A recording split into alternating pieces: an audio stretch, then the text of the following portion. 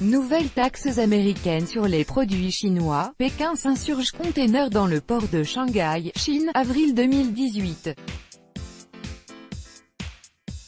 Reuters, Alisong, fil photo. C'est un nouvel épisode dans la guerre commerciale qui oppose la Chine et les États-Unis.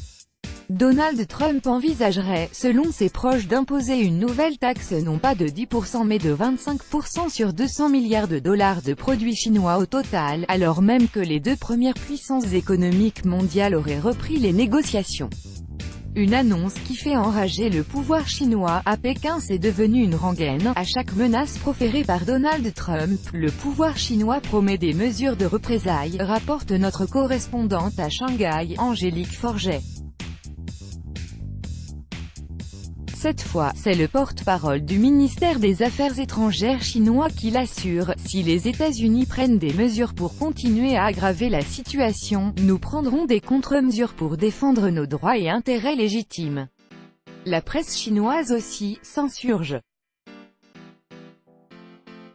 Dans un éditorial, le Global Times, un journal très proche du Parti communiste chinois, écrit « Certaines élites américaines n'acceptent pas la prospérité de la Chine, elles veulent nous forcer à être un vassal économique des États-Unis. »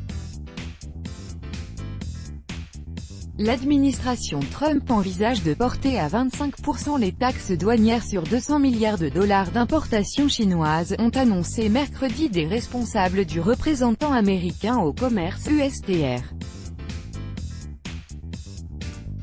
Cette semaine, le président, Donald Trump, m'a chargé de considérer la possibilité d'accroître les tarifs douaniers de 10% à 25% sur 200 milliards de dollars d'importations chinoises, a annoncé le représentant américain au commerce USTR, Robert Lighthizer.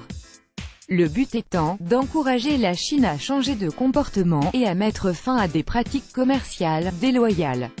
Statement by US.